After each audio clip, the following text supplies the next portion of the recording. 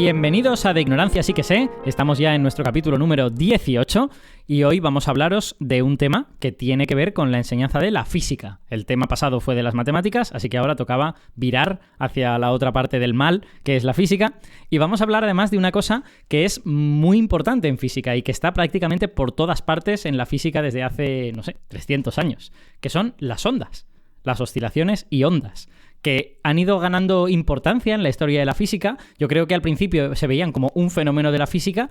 A día de hoy, en el siglo XXI, pues casi toda la física tiene ondas y, de hecho, en algunas áreas de la física vemos que las ondas parecen más fundamentales que otro tipo de fenómenos físicos. Pero bueno, no nos adelantemos. Hoy vamos a hablar de esto, de las ondas, porque además, encima de ser muy importantes en física, aparecen en secundaria, con lo que realmente recorren todo el camino entre cuando somos adolescentes y cuando nos hacemos muy mayores y nos gusta mucho la física y estudiamos la carrera y el doctorado. Y para hablar de todo esto, pues vamos a tener a los ignorantenautas de siempre y muy en especial a Javier Vargas, que es físico, profesor de física en el IES Playa de San Juan de Alicante, con lo que va a hablar mucho de esto. Hola, Javi, ¿qué tal? Hola, ¿qué tal? Además, encaja muy bien con el rumbo de los últimos programas, que estamos oscilando de la física a la matemática y vuelta, así que...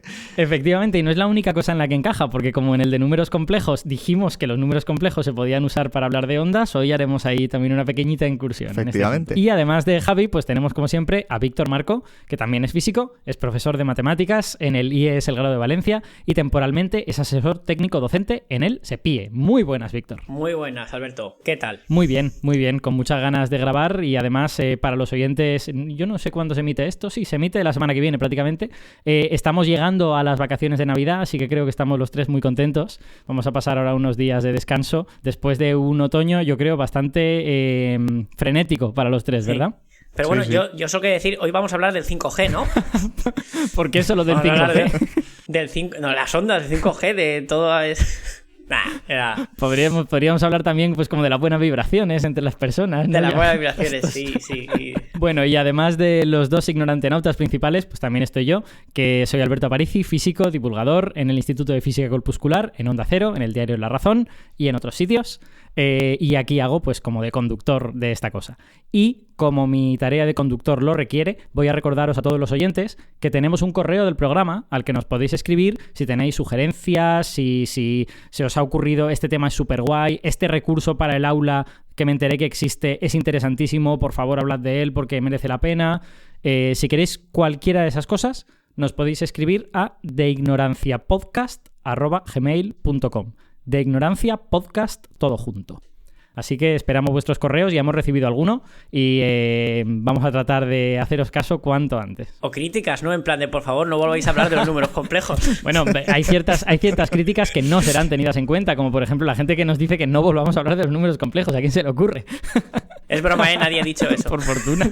Yo confío mucho en la audiencia. Bueno, hoy toca hablar de física y toca hablar de este tema tan fundamental que son las ondas. Así que antes de meternos en la parte de enseñanza, de cómo enseñamos esto y dónde aparece en el currículum, pues primero hablemos un poco de qué son las ondas, ¿no? A ver, Javi, empieza tú que eres el profesor de física. ¿Cómo le explicas a tus estudiantes qué es una onda y cómo remarcas las propiedades de tal objeto? Bueno, pues la definición que se suele dar de onda es que es una perturbación que se propaga. Uh-huh. Entonces, de una forma muy fácil de imaginarlo es imaginando la superficie del agua estando tranquila.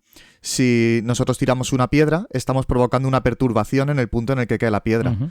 Entonces, en ese punto, las moléculas de agua van a comenzar a oscilar y se van a ver esas oscilaciones en la superficie del agua. Pero esas oscilaciones no se van a quedar ahí, sino que se van a ir propagando y son estas ondas circulares que vemos cómo van creciendo y se van alejando del punto en el que ha caído. Entonces, la clave está en que en una onda lo que se propaga no es la materia Exacto. en sí. Cada punto está oscilando sobre el sitio. Se puede mover un poquito de un lado al otro en las ondas mecánicas, que lo que oscilan son básicamente los átomos, Pero lo que se está propagando, lo que vemos que se va alejando es la propia oscilación, y a eso es a lo que nos referimos con la onda.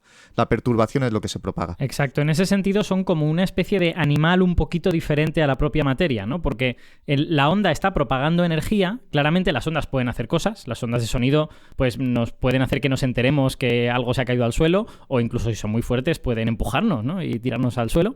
Las ondas de sonido pueden hacer cosas, pero no es una ráfaga de viento, una onda de sonido. No es materia moviéndose hacia nosotros. Es la materia oscilando alrededor de un cierto punto, pero eso también propaga energía entre dos puntos del espacio, ¿no? Uh-huh. Y de hecho, la propaga en forma de oscilación. Quiero decir, el viento cuando golpea contra algún objeto no tiene por qué generar exactamente el mismo movimiento que está llevando el viento, depende de cómo sea la interacción entre el viento y el objeto con el que llega.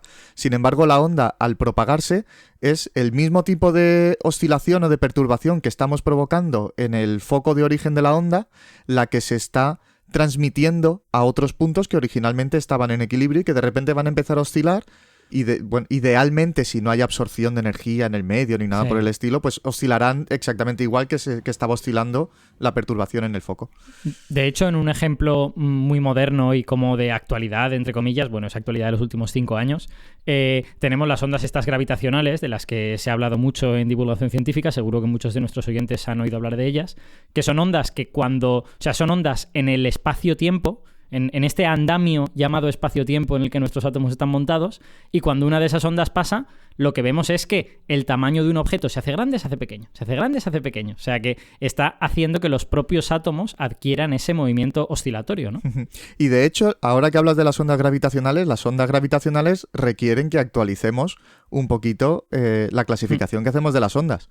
Porque en muchos sitios los alumnos tienen que saber clasificar las ondas. Según cómo sea la oscilación, que puede ser en la misma dirección en la que se propaga la onda, como pasa en el sonido, o en perpendicular a la dirección de propagación, como cuando agitamos una cuerda. Pero también se puede clasificar una onda dependiendo de si se puede transmitir en un medio material, más bien si necesita de un medio material para transmitirse, o si se puede propagar por el vacío. Y generalmente a esos dos tipos de ondas se les llama ondas mecánicas o ondas materiales, y a las que se pueden propagar por el vacío, ondas electromagnéticas. Pero ahora sabemos que no son las únicas que se pueden propagar por el vacío, también están las gravitacionales, con lo que hace falta actualizar esa clasificación.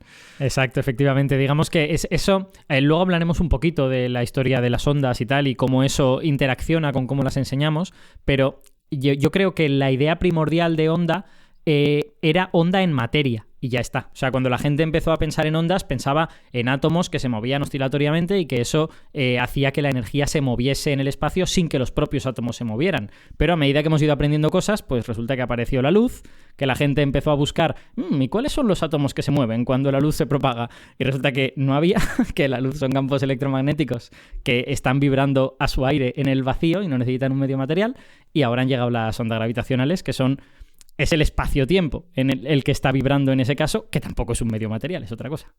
Entonces, yo creo que esta introducción ya nos sitúa más o menos en lo que son las ondas. De hecho, mi sensación es que la gente tiene una idea intuitiva más que razonable de lo que las ondas son y que seguramente esta introducción ni siquiera hace falta, ¿no? Pero bueno, por lo menos hemos dicho 3 o 4 palabras al respecto. Pero vamos ya con cómo enseñamos este asunto. A ver, primera pregunta, la más básica. ¿En qué curso aparecen por primera vez las ondas, ¿no? Nosotros nos estamos centrando mucho en este podcast en secundaria, porque vosotros dos sois profesores de secundaria, pero ¿las ondas, se dice algo de ellas en primaria, incluso antes de la secundaria? Bueno, yo he mirado en el documento puente que tenemos aquí en la Comunidad Valenciana, por comodidad, porque ahí están todos los contenidos de cada curso y de cada materia de forma bastante compacta, pero bueno, imagino que será similar en otras comunidades, porque al final los contenidos tienen que ser muy similares.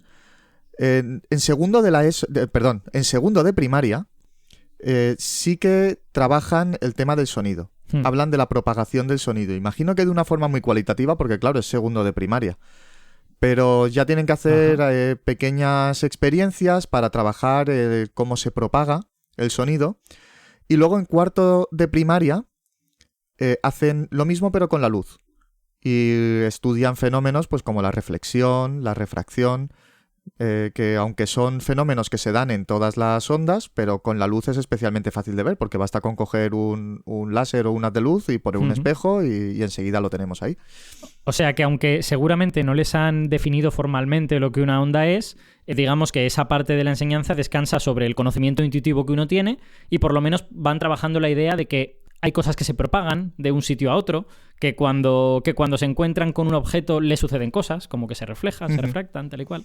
Efectivamente, y que son cosas que no son las mismas que les pasa a los materiales, a las partículas.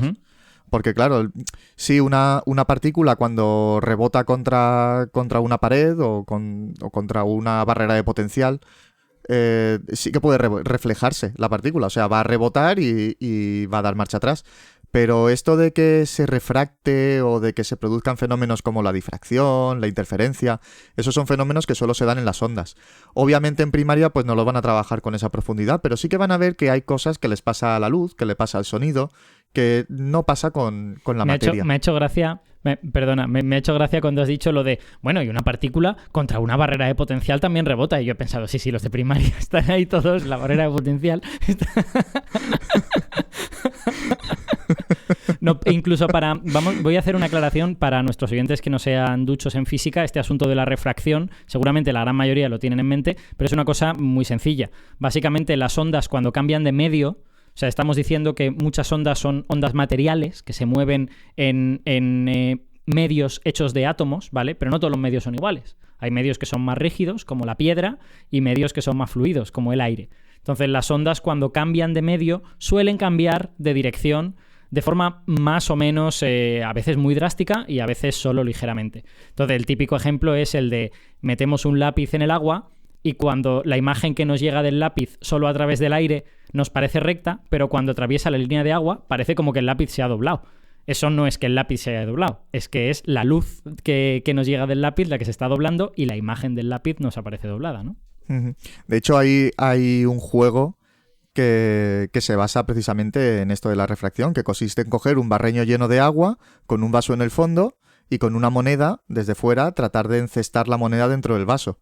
El hecho de estar viendo desde fuera, la refracción hace que no estemos viendo el vaso ni en la posición ni en la profundidad en la que realmente está. Entonces eso hace más difícil acertar y encestar la moneda. Hace falta tener la mente un artillero, ¿no? Estos artilleros que tienen que tratar de darle a un blanco en movimiento.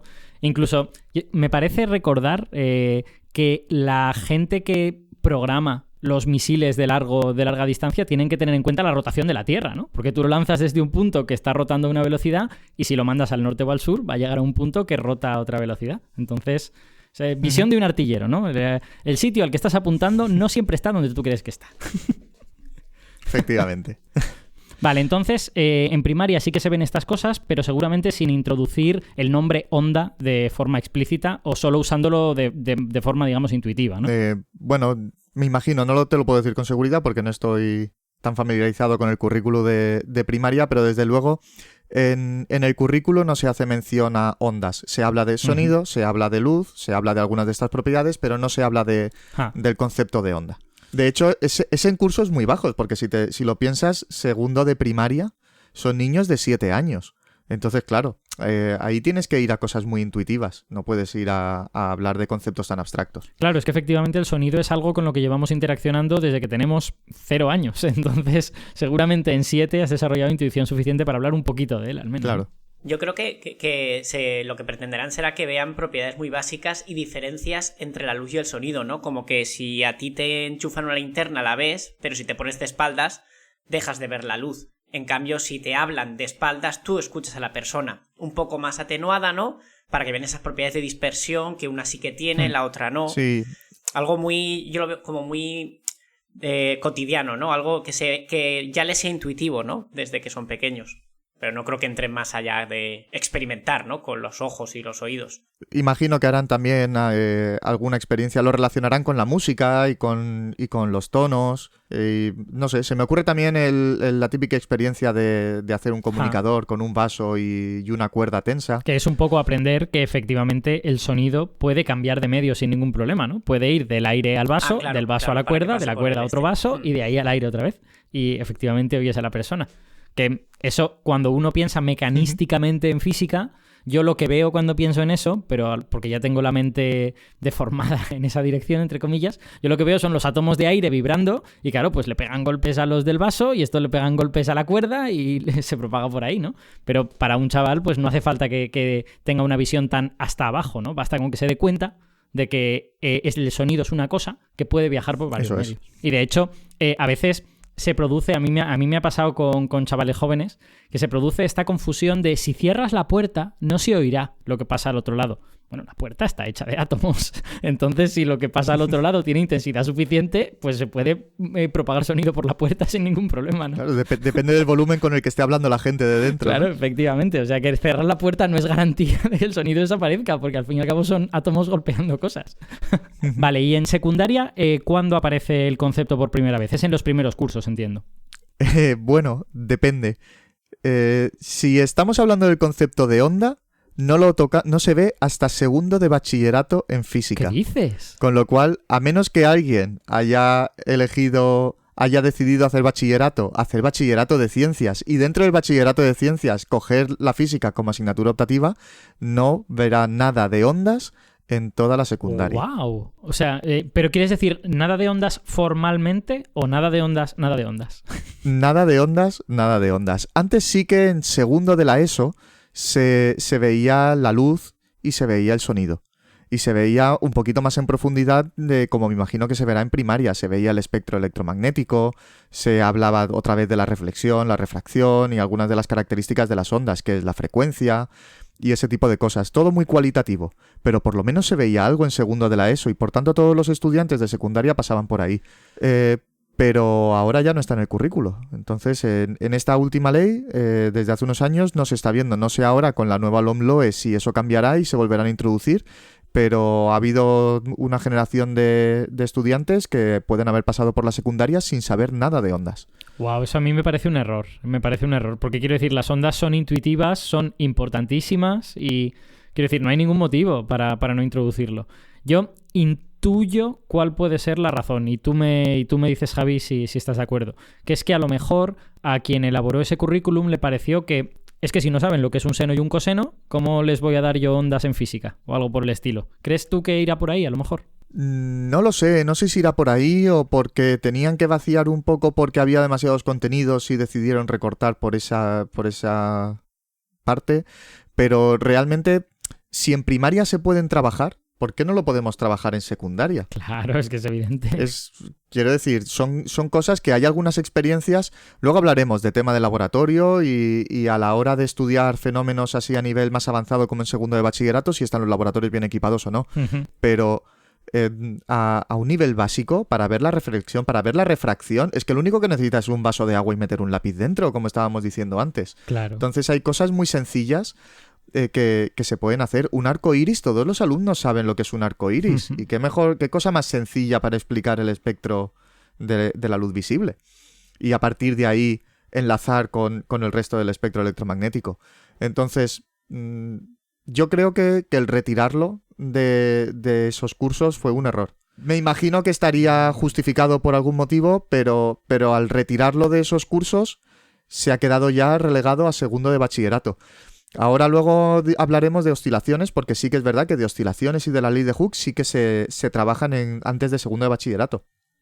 Pero lo que es el concepto de onda y ejemplos de ondas, desde cuarto de primaria hasta segundo de bachillerato, nada. Qué sorprendente. Víctor, di. Sí, has dicho lo de retirarlo porque yo, bueno, como comentamos no recuerdo en qué capítulo, que hablábamos de cuando estudiábamos nosotros, yo hice la ESO, la primera ESO experimental de la LOCSE, y yo di ondas en cuarto de la ESO, no trabajamos la expresión matemática, a pesar de que sí que habíamos dado trigonometría, pero en cuarto de la ESO la trigonometría que se da no se estudia las funciones trigonométricas, sino solo la trigonometría básica de geometría. Yeah. Pero yo recuerdo haber estudiado en ondas las diferencias entre las mecánicas y las electromagnéticas y sobre todo cómo se propagan, si longitudinalmente o transversalmente. Uh-huh. Y hacer experimentos en clase con muelles y cosas así. Uh-huh. O sea que sí que las han retirado, o sea que estaban antes. Y precisamente ahora que has hablado de trigonometría y yo he pronunciado antes las palabras senos y cosenos, quiero explicar por qué es eso. O sea, una onda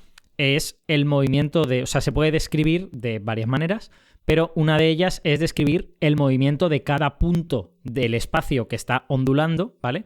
Y ese movimiento a menudo es una función seno o una función coseno.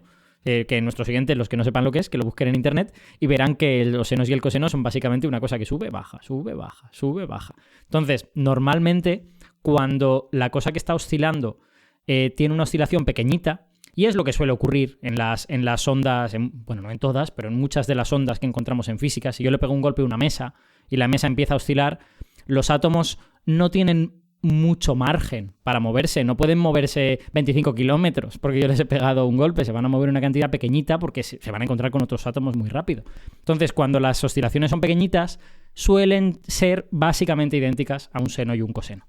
Y eso son nociones que se aprenden en trigonometría. ¿En qué curso, Víctor? Que tú lo sabrás mejor que yo. Pero tú hablas como función, ¿no? Sí, exacto.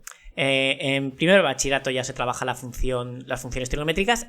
Ojo, en el de ciencias, ¿eh? Vale. De hecho, está explícitamente puesto y no puesto en el de ciencias sociales, que no se dan solo exponenciales y logarítmicas, pero en cambio está puesto explícitamente que en el bachillerato de ciencias sí que se da las trigonométricas. Vale. En cambio, en cuarto de la ESO se da solo la trigonometría como geometría, no como funciones. Y de hecho, el movimiento armónico simple, que es, digamos, la antesala a poder entrar en el concepto de onda, se estudia en primero de bachillerato, que es cuando estudian las funciones trigonométricas. Claro, tiene sentido con lo que están estudiando en matemáticas. Antes has comentado lo de la ley de Hooke, que es también algo muy relacionado con las ondas. La ley de Hooke es básicamente lo que suele haber debajo de todas estas oscilaciones pequeñas. Tú tienes un objeto que está en un punto del espacio y ese punto es, digamos, el punto donde más a gusto está ese objeto. No se va a mover si no le pegan un golpe, ¿no? Entonces, si tú le pegas un golpe, cuanto más lejos esté de ese punto, hay una fuerza que intenta devolverlo, y cuanto más lejos esté, más intensa esa fuerza. Bueno, esa cosa es la ley de Hooke y da lugar a movimientos oscilatorios. Entonces, ¿eso cuándo se da, Javi? Eso sí que se estudia ya en cursos bajos. En segundo o tercero de la ESO sí que, como parte de los contenidos, se tiene que estudiar las fuerzas y los efectos de las fuerzas. Y dentro de los efectos de las fuerzas, pues está que pueden producir deformaciones. Y también, como en esos cursos se ve, por ejemplo, como parte del método científico, el saber utilizar aparatos de medida, pues tienen que aprender a utilizar un dinamómetro. Entonces, claro, lo que liga todo esto, el dinamómetro, las fuerzas, las deformaciones, al final es la ley de Hooke. Entonces se suelen hacer alguna práctica en donde se coge un muelle, se ve cómo poniéndole cada vez una mayor masa colgando del muelle el estiramiento va aumentando, que es directamente proporcional a la masa que le pongas, y de esa manera entienden el funcionamiento del dinamómetro y se les introduce la ley de Hooke. Pero se queda nada más que en eso. En segundo y tercero de la ESO se ve la ley de Hooke de forma un poquito así experimental para relacionarla con el dinamómetro y ya hasta el movimiento armónico simple en primero de bachiller. Nada. Claro, es que yo he relacionado la ley de Hooke con las oscilaciones, pero en realidad en el currículum no se introduce así, se introduce a través de los muelles, ¿no? Porque a los muelles le pasa exactamente lo mismo. Tú tienes un muelle que está tranquilamente, a no ser que tú le hagas algo, y si lo estiras, el muelle va a ejercer una fuerza, va a intentar volver al estado en el que estaba antes. Y esa fuerza, si el estiramiento no es muy grande y no fuerzas el muelle, pues también es la ley de Hooke. Con lo que, como veis, la ley de Hooke se aplica a muchas cosas, hasta el punto de que las oscilaciones de un átomo alrededor de su punto de equilibrio se podrían entender como que el átomo tiene un pequeño muelle que le está uniendo al punto de equilibrio, ¿no? Y que es el muelle el que hace que el átomo vuelva. No hay ningún muelle físicamente, pero es que la fuerza es la misma, es la ley de Hooke. Javi, tengo una pregunta relacionada con esto. Cuando se habla de ley de Hooke y de esta fuerza de Hooke y tal, ¿se relaciona con las ondas y las oscilaciones o no? ¿Se habla de muelles y ya está? Generalmente no, o por lo menos no necesariamente. Es decir, tú puedes... El contenido, el currículo no te lo exige. Luego ya ahí depende de cada profesor el que, para ampliar un poquito, para que vean la utilidad o la importancia de esta ley física, pues que les contemos un poquito más para que los alumnos pues vayan teniendo por lo menos una base cualitativa de para qué sirve todo esto o qué utilidad tiene. A mí me parecería guay que eso se contara, porque creo que es algo muy de física de la real, de la física de verdad, que en la que nosotros hacemos modelos, ¿vale? Nosotros tenemos un átomo que está oscilando, pero bueno, pongamos que ese átomo tiene un muelle que está haciendo no sé qué. todo el mundo sabe que no hay ningún muelle. Pero si matemáticamente eso cuadra, pues es un modelo que es interesante y que te permite entender la realidad.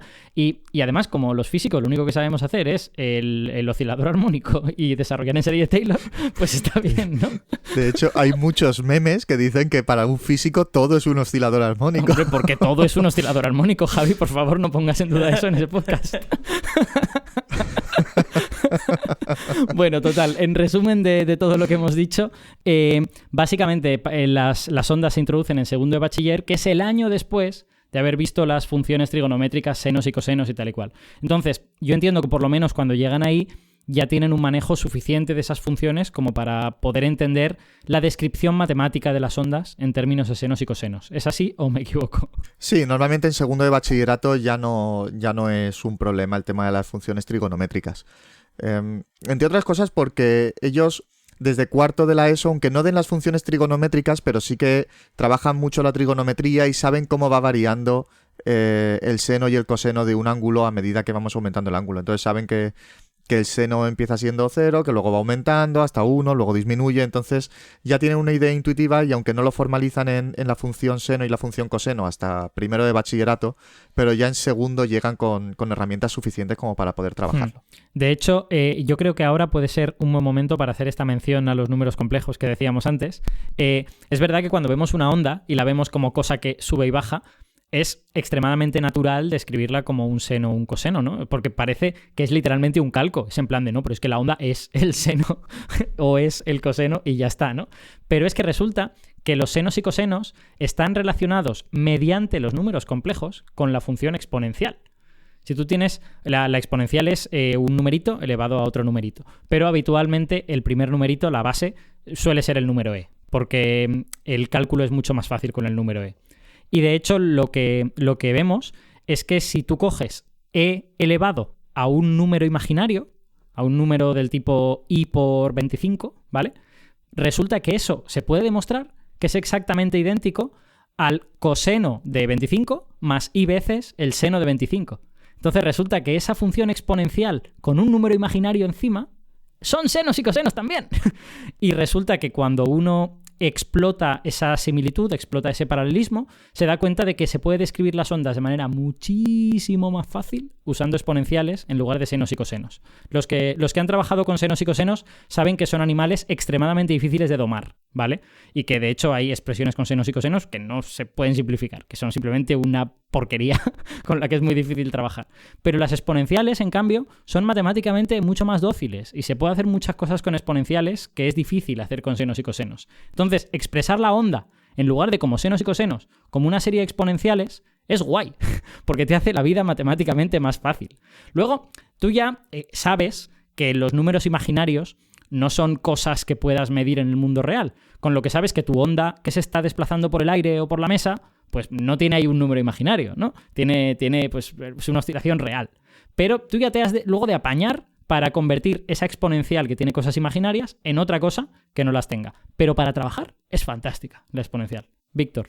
Que casualmente creo que lo comentamos en el capítulo de complejos. Ese paso de la exponencial a la suma de senos y cosenos no está en el contenido del currículum de números complejos. Está la forma polar, está toda la binómica y tal, pero no está la fórmula de Euler.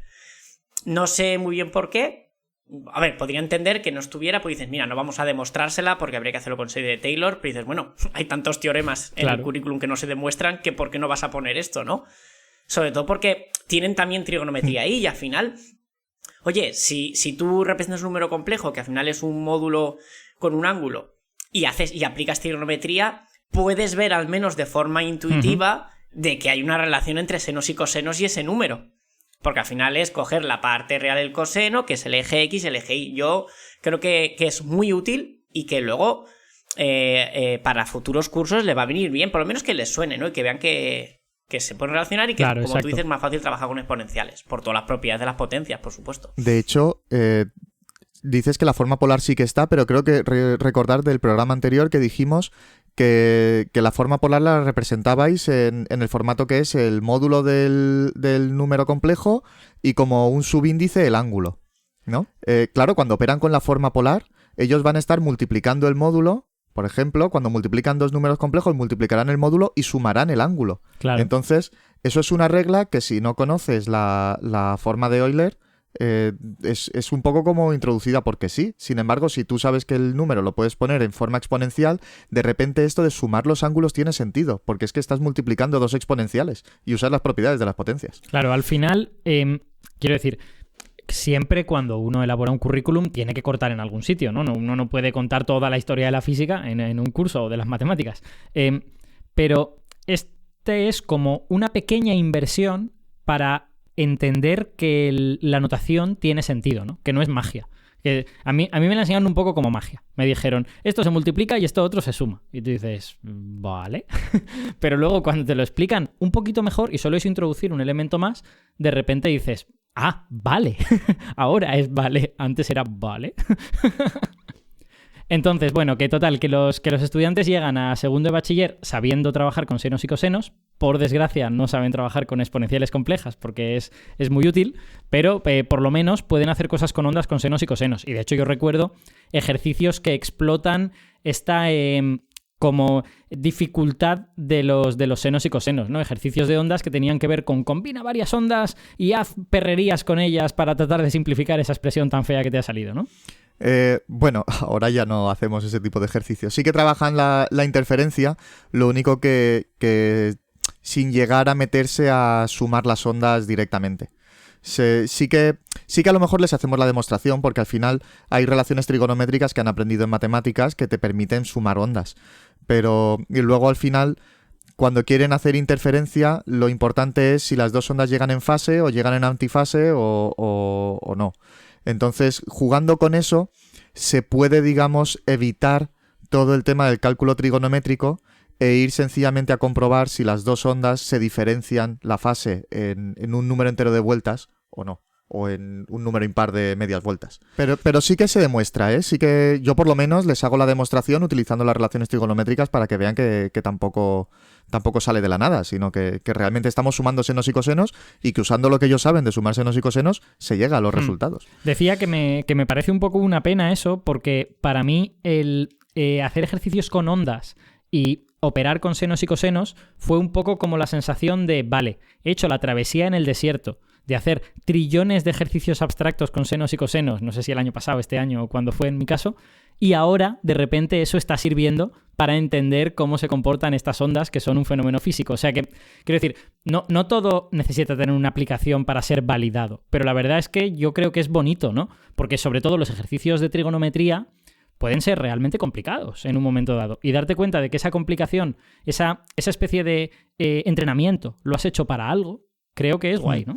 Sí, yo quiero pensar que lo enfocamos desde otro punto de vista.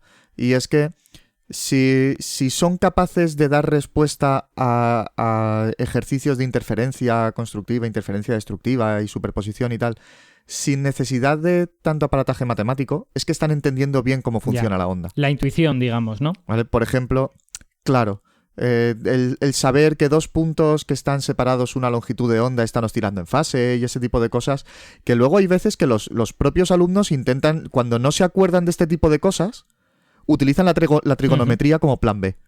Cuando cuando la intuición me falla o cuando no termino de entender cómo solucionar esto de manera sencilla, sabiendo realmente cómo se comporta la onda, siempre tengo la trigonometría para respaldarme y a veces por la trigonometría acaban hallando la solución por un camino diferente. Muy bien, pues ahora que ya hemos expuesto unas cuantas cosas alrededor de la... Ah, sí, Javi, ¿querías decir algo?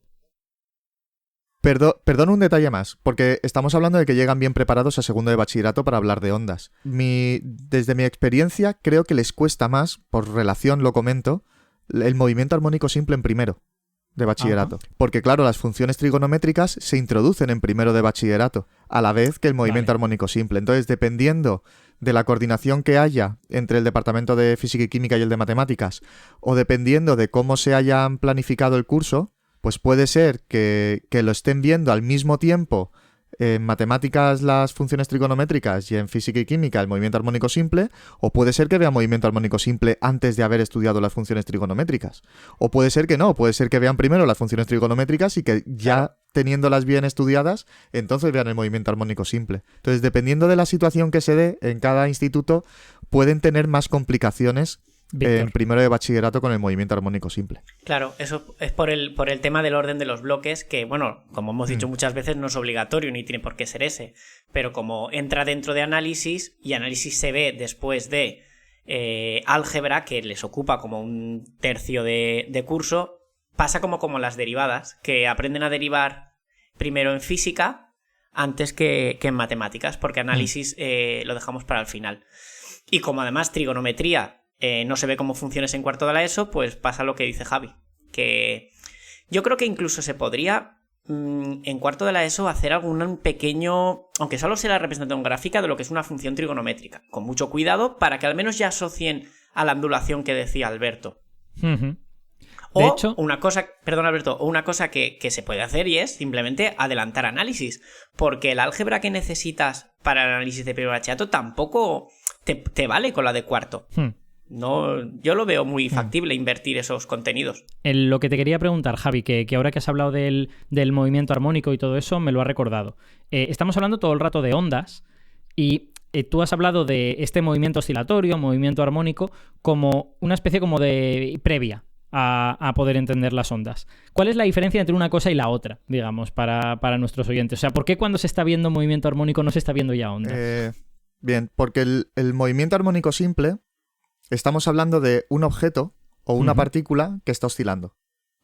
Y esa oscilación no es que no se pueda propagar a otros sitios, es que no nos preocupa si esa oscilación se traslada o no se traslada. A nosotros lo que nos importa es que nuestro objeto está oscilando y queremos estudiar solo la oscilación de nuestro objeto.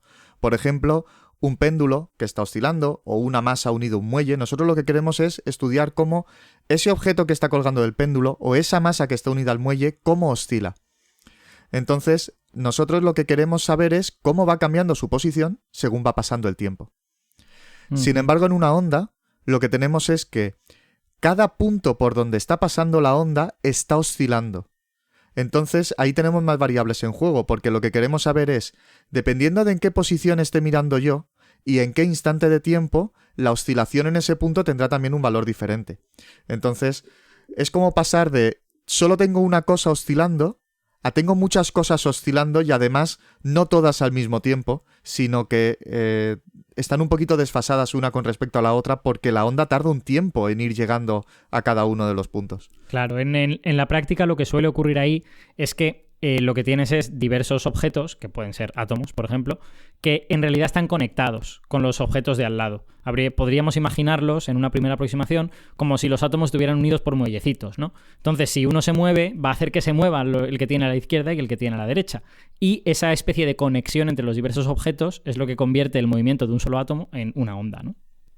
Sí, y además eso lleva a un conflicto a los alumnos, bueno, y supongo que mucha gente al principio, ¿no? Porque en matemáticas tú estudias la función seno de x y le dices, bueno, la x puede ser el tiempo, y ves la ondita que decía Alberto, ¿no? Que se va moviendo, y dice, pero en realidad podemos caer en el error de pensar que eso es la onda que se mueve, y no, eso es la posición de esa partícula que va cambiando con el tiempo. Ahí no hay un movimiento izquierda-derecha, hay un movimiento arriba y abajo con el tiempo, y claro. Curiosamente, ahí en física, de alguna forma muy sencilla, pero están usando funciones que dependen de dos variables, cuando en bachillerato, bueno, y en toda la secundaria, siempre se trabajan funciones de una sola variable. Y eso es algo que deberíamos matizar tanto desde la física como desde la matemática. Ojo que ese dibujito de la onda, dependiendo del tiempo, no es la onda propagándose, es una bolita que se mueve. De hecho, eso, en segundo de bachillerato, tenemos que enseñarles a analizar las dos gráficas. Cómo es la oscilación de un punto fijo según va pasando el tiempo y cómo es la oscilación en un instante fijo, como si le hiciéramos una foto a la onda, dependiendo de en qué punto nos estemos fijando. Entonces, las dos gráficas son prácticamente idénticas, pero tienen que saber, dependiendo de la gráfica que nosotros le presentemos, qué información pueden extraer de ella, porque no es la misma información la que pueden sacar. Y ahí intuir esa diferencia entre oscilación y onda. Es que parece es complejo, ¿eh? A mí complejo. Me parece, para alguien que no ha visto esto nunca y que se ha pasado a la secundaria sin verlo, son conceptos durillos de diferenciar. Resbaladizos, sí, diría yo, ¿no? Sí. Igual que otro de los conceptos que pueden ser complicados es el tener que diferenciar entre la velocidad de propagación de la onda y la velocidad a la que oscila cada punto. O sea, aquí tenemos dos velocidades. Claro.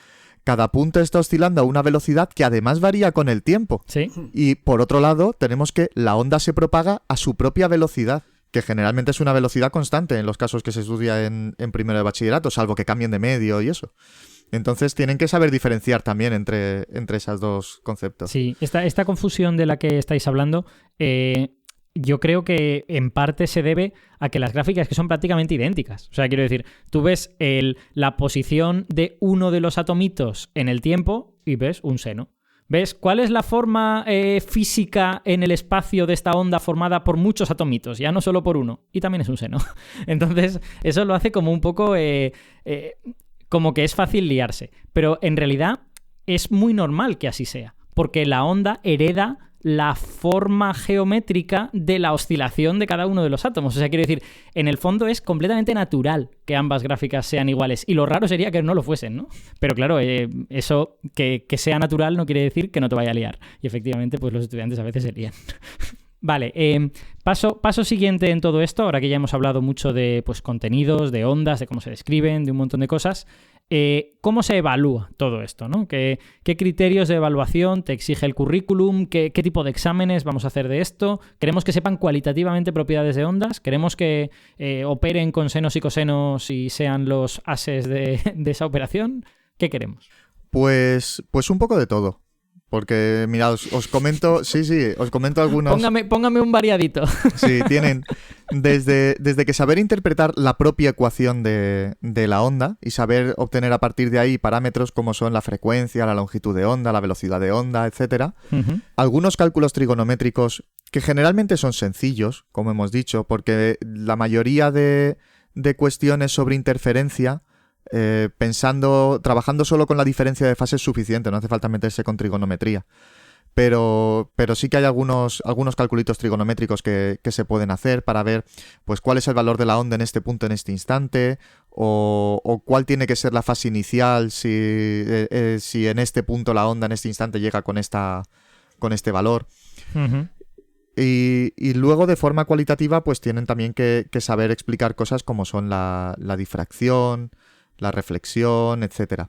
En refracción sí que se le estudia, por ejemplo, la ley de Snell. Uh-huh. Tienen que saber calcular el ángulo refractado. Y también tienen que conocer efecto Doppler. Ajá. Muy importante en física, efectivamente. Luego eso va a tener un desarrollo muy largo. Efectivamente.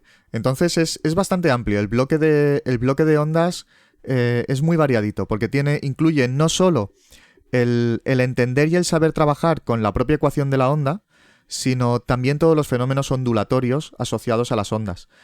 Además de aplicaciones, porque se tiene que estudiar el sonido, se tiene que estudiar cómo cambia la intensidad de la onda a medida que cuando la onda es circular o esférica, a medida que se van ampliando los frentes de onda, la intensidad de la onda en cada punto va disminuyendo y tienen que saber cómo cambia eso.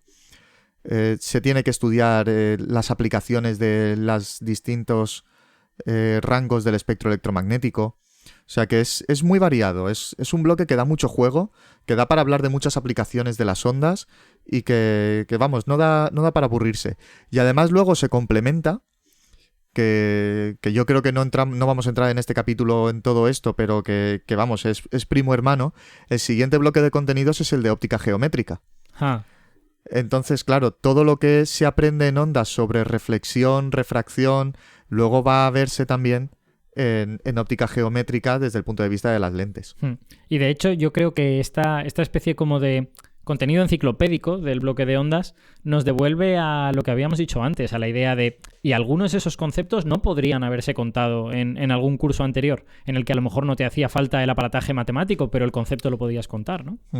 Claro, de hecho, fíjate, difracción se ve sin ningún tipo de aparataje matemático. Se habla del principio de Huygens, que es una forma muy sencilla de entender cuándo se produce difracción y cuándo no. ¿Y qué más? Polarización. Lo mismo, polarización no se estudia desde el punto de vista matemático. Se explica lo que es y se dan algunas aplicaciones, como las gafas polarizadas y cosas similares. Entonces, hay muchas cosas que se pueden ver de forma cualitativa antes de llegar a segundo de bachillerato y que podrían dejar el terreno ya preparado. Claro, y que además yo creo que serían útiles, porque quiero decir, ¿cuánta gente lleva gafas polarizadas? Está bien saber cómo funcionan esas gafas, ¿no? Sí, y por qué, por ejemplo, cuando me pongo las gafas de sol polarizadas, porque estoy en la calle y hace mucho sol, dependiendo del móvil que tenga, pues puede ser que la pantalla no la vea del todo bien por culpa de las gafas polarizadas, o que si el móvil lo tengo en vertical veo bien, pero cuando lo pongo en horizontal resulta que no veo. ¡Magia! ¡Más brujería! O sea que son cositas que además le llaman mucho la atención. También es cierto que estamos hablando de que se podría dar antes, pero luego nos quejamos también de es que en primero de bachillerato los contenidos ya están muy apretados y no se puede meter nada más, es que en cuarto de eso no da tiempo a verlo todo porque hay demasiados contenidos. Entonces, claro, al final si quieres introducirlos antes, a no ser que elimines cosas del currículo de cuarto o de primero, tienes que acabar yéndote a segundo o tercero de la ESO, que es donde estaban antes. Bueno, antes incluso estaba también en cuarto, como dice Víctor, pero yo he llegado a ver ondas en segundo de la ESO, de forma muy cualitativa y muy por encima, pero... Y quizás esos cursos que son obligatorios para ver estos conceptos de manera cualitativa son ideales para que todos los alumnos, aunque luego no se vayan por la rama de ciencias, tengan al menos una idea mínima, intuitiva y cualitativa de los fenómenos ondulatorios. Eso creo yo.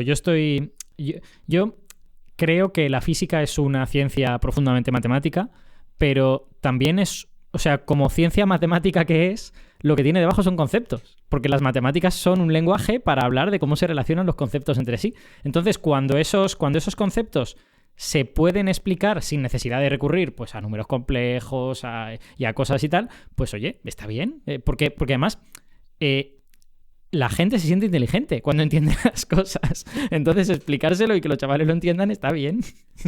Víctor. Sí, yo tengo una pregunta para Javi, a ver qué me dice de esto. Tenemos ahí dos tipos de objetivos, ¿no? El aparataje matemático, de que sean capaces de trabajar la onda como sus funciones y tal, y luego lo cualitativo que dices. ¿Cuántos alumnos, Javi, te pasa que ves que trabajan bien la matemática, pero luego a lo mejor se van sin tener claro el espectro electromagnético, sin tener que todos son ondas, ¿no? Que puedan defenderse de esos comentarios de influencers que dicen tener cuidado con las ondas electromagnéticas, ¿no? Y tú les dices, pues no enciendas la luz de tu cuarto. A mí me parece... Yo, como profesor de matemáticas, me encanta que se entienda, como dice Alberto, la matemática que hay debajo de todo esto que la sostiene.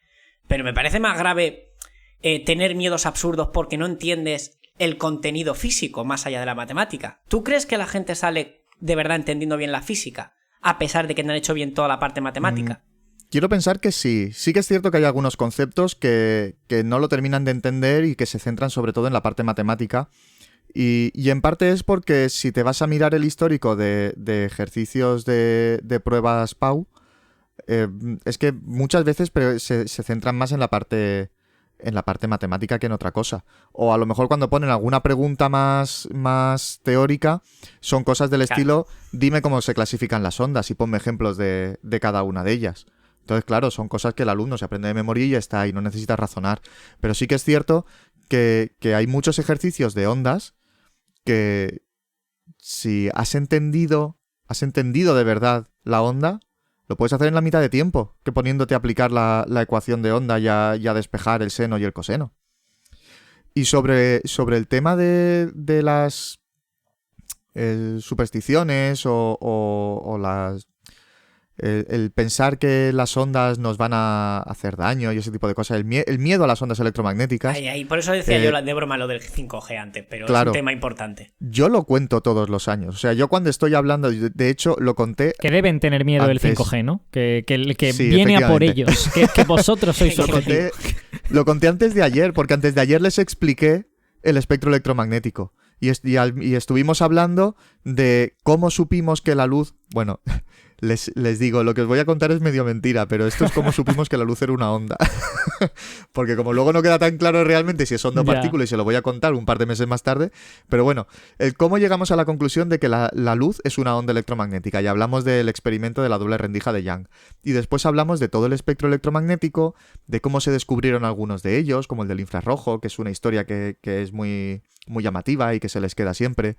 Y hablamos también de qué radiaciones son ionizantes, cuáles no son ionizantes, cómo eso lo podemos explotar para darle diferentes aplicaciones a cada rango del espectro electromagnético. Y entre todas estas cosas que vemos, les hablo de la hipersensibilidad electromagnética. Y les hago comentarios como lo que tú decías. Si realmente tuviéramos hipersensibilidad a las ondas electromagnéticas, nosotros mismos estamos emitiendo infrarrojos en todo momento y no podríamos ni encender la luz. Pero es que, aunque no tengas aparato de radio en tu casa, las ondas de radio te están atravesando por aquí en todo momento. Lo que pasa es que si tienes el aparato encendido, pues sabes lo que están diciendo, pero si no tienes el aparato encendido, la onda está por aquí. Entonces no puedes aislarte de las ondas electromagnéticas. Es imposible. Y que además no todas las ondas electromagnéticas son de origen artificial. O sea que la Tierra produce ondas de radio continuamente. Aunque no tuviéramos emisoras de radio, estamos rodeados de ondas de radio. Efectivamente, y el Sol, que nos envía también un montón de radiación. O sea que es un problema el tema de la hipersensibilidad, sí, pero no por la hipersensibilidad, sino que tendrá otro tipo de causas y esa persona realmente se encontrará mal, pero no por las ondas electromagnéticas, será por otro motivo. A lo mejor es por motivos psicológicos o no sé por qué será. Pero vamos, de las ondas electromagnéticas no podemos aislarnos. Entonces, de estos temas, yo aprovecho cuando hablamos del espectro electromagnético para tratarlo. Y a ver, pasando a otra preguntita que tenía yo aquí puesto. Todo esto que hemos contado, es evidente que el concepto de onda es tan rico, tiene tantas cosas, que se puede enfocar de muchas maneras. ¿Cuál creéis que es la metodología más apropiada, ¿no? Porque, por ejemplo, yo podría llegar a clase y decir, hola, soy físico teórico. Las ondas son funciones seno y funciones coseno. Y esa, pues a lo mejor sería una manera un poco árida de introducir el concepto. Pero por la voz que has puesto. Si lo haces en plan monólogo, funciona ahí. Entonces, ¿qué metodologías tenemos y cuál, digamos, pensáis que es la más útil, ¿no? Para esto. Bueno, yo suelo partir del concepto de oscilación. Yo normalmente llego a clase y o bien me llevo una cuerda o bien me llevo un muelle de estos grandes, que los juguetes estos que son muelles que van bajando por las escaleras ellos solos y tal. Y con eso es muy fácil generar ondas. Y les puedes enseñar en vivo y en directo cómo tú estás provocando una oscilación en un extremo, pero esa oscilación no se queda en el extremo, sino que se va a trasladar al resto del muelle o al resto de la cuerda. Y entonces, por ahí suelo introducir yo el concepto de onda. Me apoyo también mucho en simuladores. Hay simuladores virtuales en donde se pueden ver también las ondas y puedes pausarlos, puedes hacer que vayan a cámara lenta y que... ¿Quieres incluso... decir el típico programita que simula una onda y le puedes poner un agujero y ver si se difracta o qué pasa con las esquinas y estas cosas?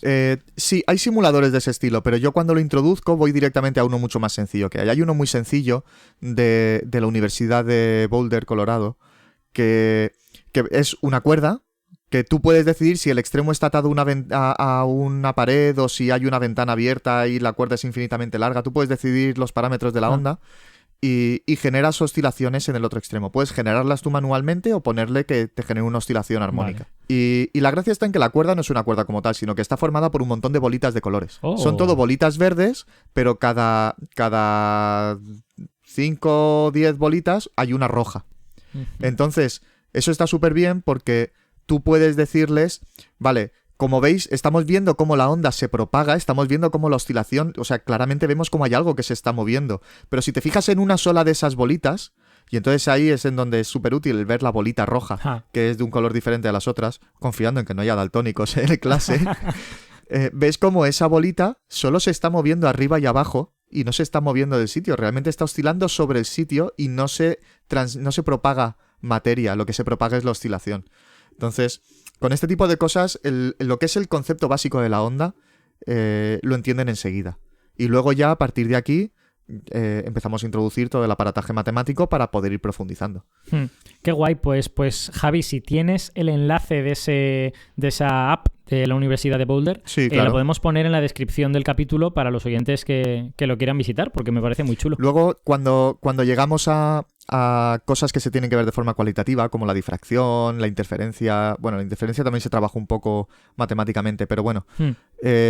Hay un montón de simuladores que se pueden encontrar que son fantásticos para trabajar. Es decir, no solo para introducir, sino también para otras cosas. Vale. Y relacionado con esta cosa que has dicho, porque has dicho que llevabas a clase muelles y todo tipo de cosas, las ondas obviamente tienen una vertiente experimental, yo creo que, no sé, como muy directa, ¿no? Y que debe de ser fácil de medir.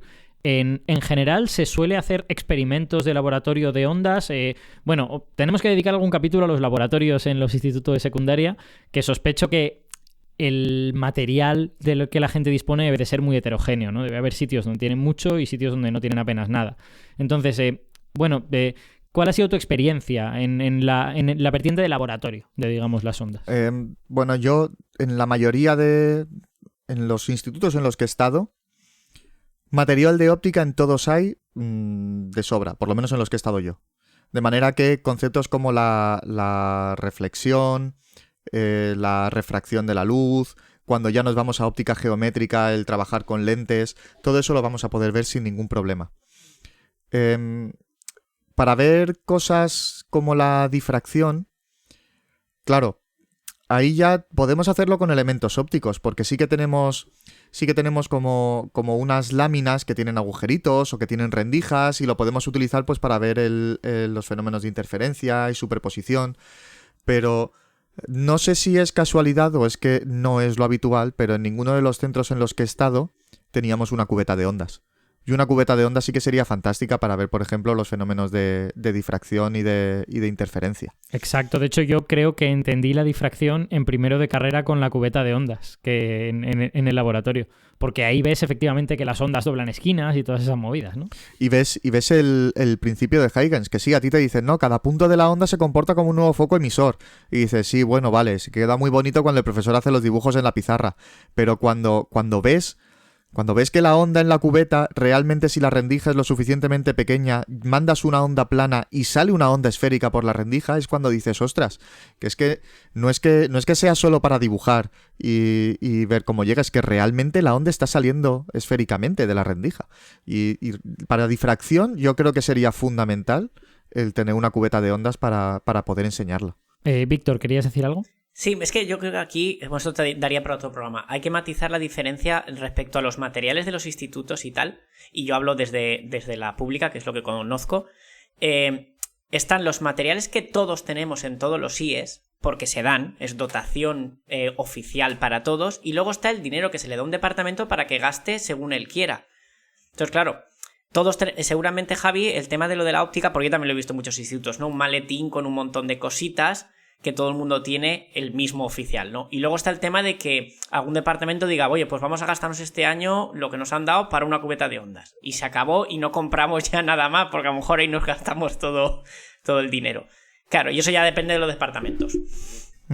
Y hay también otros factores, porque claro, antes con la EGB, hasta octavo de EGB se estaba en los colegios, y octavo de EGB corresponde a lo que ahora es segundo de la ESO. Entonces, con el cambio a la ESO, los alumnos de primero y segundo, de séptimo y octavo de GB, ahora daban primero y segundo de la ESO y ya estaban en el instituto. Entonces, hubo muchos colegios que dejaron de tener laboratorio, porque ese material de laboratorio estaba enfocado para los cursos más altos. Entonces, ese material de laboratorio pasó a institutos. Entonces, depende también en algunos institutos de si has tenido la suerte de heredar material que tenían en los colegios, pues puedes tener material extra. E incluso he conocido institutos en donde hay veces que el CEFIRE, que es el organismo que se encarga de la formación continua del profesorado aquí en la Comunidad Valenciana, claro, no puede acumular materiales para los cursos que hace el CEFIRE indefinidamente, porque llega un momento en el que no tiene espacio donde guardar los materiales, y hay veces que tiene que deshacerse de material que tenía pues para prácticas de laboratorio o para cosas similares. Entonces, si conoces a alguien del CEFIRE, en el momento en que van a deshacerse de material, pues a lo mejor puedes coger y decirle, no, me lo llevo yo para el instituto que me viene bien. Y he visto centros que tenían material extra gracias a que han podido cogerlo de esto, de Zefire, que tenía que renovar materiales o que tenía que darlos de baja o lo que sea, y antes que tirarlos se los ha llevado alguien que lo iba a aprovechar. En mi opinión, esto de los laboratorios y las ondas, yo es que los pondría súper al principio. O sea, es que a mí me parece... Quiero decir, los laboratorios se pueden utilizar de muchas formas distintas, pero en el caso de ondas, como hay ciertos fenómenos que son un poco en plan de, mira, me lo estoy creyendo porque me lo dices tú, pero no estoy muy seguro de qué significa eso de que las ondas doblan esquinas, el poder verlo no sé, en una onda normal, que no sea sonido, que no lo puedo ver con mis propios ojos, sino que sea una onda en agua, en una cubeta de ondas o algo así, yo creo que es muy guay. Entonces, es posible que si yo tuviera que decidirlo, les diese como una especie de introducción a fenómenos ondulatorios, luego les llevara al laboratorio a verlos y después continuáramos trabajándolos. Y a lo mejor luego se vuelve, ¿no?, a hacer experimentos concretos o algo así. Pero creo que una especie de mezcla de las dos cosas me parecería que sería muy fructífera. Yo la cubeta de ondas es una de mis prioridades para conseguir para el laboratorio del instituto, porque yo creo que sería una pasada. Ya puedes hacer un montón de cosas porque tienes también la luz estroboscópica esta. Claro. Puedes detener la onda. Es que puedes hasta medir la longitud de onda de la onda. Claro, es que puedes hacer de todo. Yo pensaba que es una cosa que se tendría, ¿no? Claro, tampoco he entrado así en los laboratorios, pero debería estar. Pero ¿Cuánto puede costar, Javi, una cubeta de ondas? No lo sé, no lo he mirado, pero lo quiero mirar para ver si lo propongo para comprarlo en algún próximo año. Hasta entonces, pues yo voy con mi muelle y les genero los armónicos con el muelle al estilo Chantal, como nos hacían a nosotros en la carrera. En segundo de carrera a mí me lo explicaron así. Yo os tengo que decir que yo entré en contacto con la noción de armónicos porque yo soy un hombre del siglo XX, como vosotros, cuando los teléfonos tenían cables. Y yo me pasaba mucho rato hablando con gente en el teléfono y yo me dedicaba a hacer armónicos en el cable del teléfono. Antes de saber lo que era un armónico. Luego dije, vale, eso era lo que yo hacía en el cable del teléfono. Vale, más preguntas sobre todo esto. Ya hemos dejado caer antes que el concepto de onda ha tenido como una especie de evolución histórica muy interesante, ¿no? Empezando, pues sobre todo, preocupándole a la gente las ondas en materia, las ondas en, pues yo qué sé, en el aire, en el agua, en este tipo de cosas. Luego dándonos cuenta de que hay otro tipo de ondas. Después, encima, cuando aparece la física cuántica, tú lo has medio dicho hace un momento, Javi, la luz, que ya llevábamos 100 años convencidos de que eran ondas, pues de repente empieza a mostrar cierto comportamiento que sería atribuible a una partícula. Entonces, toda esta vertiente histórica, que es también súper interesante, ¿nos da tiempo a contarla? ¿O esto ya sería demasiado porque solo con los conceptos nos quedamos sin tiempo? A lo mejor de lo que es el concepto de onda no, pero centrándonos específicamente en la luz, sí. Porque de hecho yo tengo organizado mi temario en torno a la evolución del concepto de la luz. Es decir, está primero como el bloque de los tres campos, el gravitatorio, el eléctrico y el magnético, y luego a partir de ahí el resto del curso, el hilo conductor es entender qué narices es la luz. Porque si os fijáis, lo primero que tenemos es, ¿la luz es una partícula o es una onda? Bueno, pues vamos a estudiar la diferencia que hay entre las ondas y las partículas. Ya sabéis lo que es una partícula, vamos a estudiar lo que es una onda y teniendo esto claro, con el experimento de Young podemos decir que la luz es una onda. Y entonces la estudiamos como una onda y vemos óptica y vemos todos los fenómenos ondulatorios que tiene. Y después de eso, continuando, decimos, bueno, pero es que resulta que hace algunas cosas raras. Y entonces introducimos la relatividad, introducimos la cuántica y así acabamos llegando a toda la parte de física moderna. Entonces mi hilo conductor para más de la mitad del curso es entender qué es la luz. Y dentro de entender qué es la luz está el saber si es una onda, es una partícula o es otra cosa. ¿Qué leches es, no? Ya sabéis que yo personalmente soy muy partidario de decir que esto de la dualidad onda-partícula es una tontería de hace 100 años, y que las ondas describen mucho mejor la realidad que las partículas. Lo que pasa es que las ondas que tenemos en la realidad son ondas cuánticas, y las ondas cuánticas tienen una serie de propiedades un poquito peculiares, que son las que la gente se liaba y decía, pero esto es como si fuera una partícula. Que no, hombre, que no, que es una onda. Lo que pasa es que es una onda cuantizada que interacciona localmente. Y si entiendes lo que significan esas palabras que acabo de decir, pues te das cuenta de que es una onda, pero con propiedades un poquito peculiares y ya está. Pero bueno, eso es para otro programa. Eso es para cuando hablamos de física moderna o de dualidad onda-partícula o de lo que sea. Yo tengo un último comentario sobre este asunto, que es que yo tengo la sensación de que por primera vez en el podcast, esperemos que no por única vez, que yo creo que la enseñanza secundaria, con todos sus problemas y todas estas cosas que hemos dicho, ha tenido cierto éxito a la hora de transmitir este concepto a la sociedad. O sea, mi sensación es que la gente tiene una noción intuitiva muy aceptable de lo que una onda es y más o menos sabe cómo funcionan, ¿no? Más allá de que sepan operar con senos y cosenos o con números complejos o no.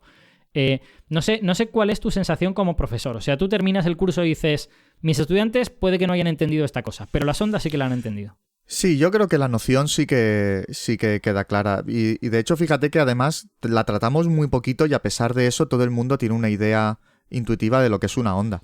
Lo que sí que es cierto es que estoy convencido de que no todo el mundo conoce todos los fenómenos que afectan a las ondas y en qué sentido una onda es diferente de una partícula, qué fenómenos hay que le afectan a uno y no le afectan al otro.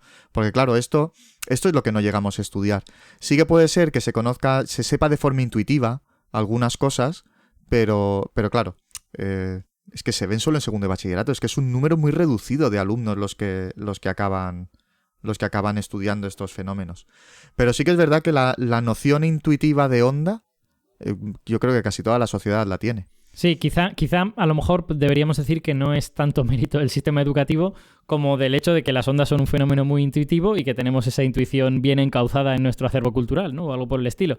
Claro, es que las tenemos por todas partes. Es que, aunque no las hayamos estudiado en profundidad, pero todo el mundo sabe que el sonido es una onda. Y hablamos de ondas expansivas cuando hay una explosión en una película y sabemos que las ondas electromagnéticas es lo que nos permite comunicarnos a través del móvil y es decir, las ondas están en todas partes. Todo el mundo debe tener una noción mínima de onda.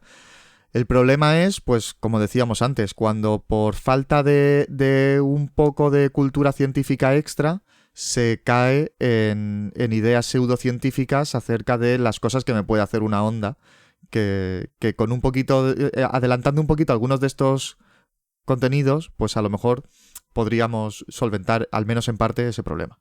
¿No creéis que pasa algo parecido, por lo que ha dicho Alberto, como cuando trabajamos con Nevesu la biología y hablamos de la evolución y el darwinismo? La evolución. ¿No? Que sí. Igual que pasa con los alumnos de Javi, solo los alumnos de Javi ven ondas. Y también puede pasar que mucha gente no haya visto la evolución del darwinismo porque se veía solo en cuarto de la ESO los que cogían esa línea. Aunque ya explicó Nevesu que lo intentaban siempre explicar antes. Entonces, todo el mundo, yo creo que prácticamente todo el mundo sabe lo que es la evolución. Otra cosa es que la tengan bien entendida, como las ondas, porque mucha gente confunde darwinismo con lamarckismo. Sí, exacto. Sí. Que la gente dice, no, esto de la evolución es eso de que la jirafa estira el cuello y entonces todas... No. Claro, entonces yo creo que puede pasar algo parecido. La palabra onda, ondulación, onda expansiva, está en el vocabulario de todas las personas. Cine, series... Otra cosa es que por eso yo le decía a Javi, digo, ¿hasta qué punto se entienden bien, ¿no? Se entiende que la luz es una onda, que todos los tipos... que tienes varias formas de ver las ondas electromagnéticas según su rango, ¿no? Yo creo que habría que hacer... Supongo que habrá estudios. Algún día podemos buscar un estudio de la repercusión que hay de verdad en la sociedad de lo que se estudia en secundaria. Porque nosotros también aquí creo que los tres tenemos sesgos sobre el... Bueno, Javi y yo a lo mejor menos porque damos clases en secundaria, pero en general, sí, pero hablamos con gente de estos temas, suele ser gente que ya le interesa, sí, ¿no? O escucha divulgación. Sí, exacto. Bueno, o divulga. También sospecho que nuestro público va a estar bastante sesgado en esa dirección, ¿no? O sea sí, claro. Bueno, que somos un programa de masas, pero quizá no tanto. Bueno, pues con esto, básicamente, esto es lo que yo quería comentar. No sé si quieres decir alguna cosa final, Javi, sobre el asunto. No, yo creo que nos ha quedado un programa bastante completito. Sí, yo estoy de acuerdo. Creo que hemos hablado de muchos aspectos distintos. Tenemos el problema de no tener una pizarra, ¿no? De estar hablando de algo tan visual como una onda en un programa que es solo audio, sí. Pero bueno. Pero bueno, si acaso mencionar el tema de que las ondas son también fundamentales para saber trabajar con mecánica cuántica, que es una de las aplicaciones de las que no hemos hablado. Lo que ocurre es que eso ya queda fuera de lo que se hace en bachillerato. En bachillerato nos centramos más en modelos semiclásicos o en ideas cuánticas, pero desde un punto de vista más intuitivo, más cualitativo, digamos. No entramos a calcular funciones de onda, ni mucho menos. Sí. Pero vamos, que son fundamentales. Para nuestros oyentes que quieran un resumen en 20 segundos, básicamente la mecánica cuántica es una teoría ondulatoria. todas las cosas son ondas en mecánica cuántica. Lo que pasa es que pueden ser ondas con alguna propiedad un poquito peculiar, como por ejemplo que las ondas son grandes, ¿vale? Una onda puede ocupar una habitación entera, pues las ondas cuánticas interaccionan en un punto. Las interacciones cuánticas son puntuales. Entonces, la onda puede ocupar toda una habitación y de repente toda esa energía se transmite a otro objeto en un solo punto de la onda. Es una propiedad un poquito peculiar de las ondas cuánticas, pero todo en física cuántica son ondas, efectivamente. Muy bien, pues si os parece, con esto damos por cerrado el programa, que yo creo que ha sido muy guay, como las ondas merecen, efectivamente. Gracias, Javi, por habernos contado toda tu experiencia con esto, que hoy has hablado un mogollón de rato. Nada, un placer. Además, como lo tengo todo súper fresco, que lo estoy dando ahora mismo, no ha sido difícil para nada. Y muchas gracias, Víctor, por estar aquí y aguantarnos a Javi y a mí hablando de cosas. Nada, hombre, un placer. Así ya no tengo que volver a escucharlo. Y como siempre, muchas gracias a nuestros oyentes que han llegado hasta este punto. Dentro de 2 semanas tendremos otro tema, seguramente relacionado con matemáticas, aunque estamos ya tratando de incorporar alguna cosilla de la que nos habéis recomendado. Así que manteneos a la escucha, que igual os damos una pequeña sorpresa dentro de 2 semanitas. Venga, hasta luego.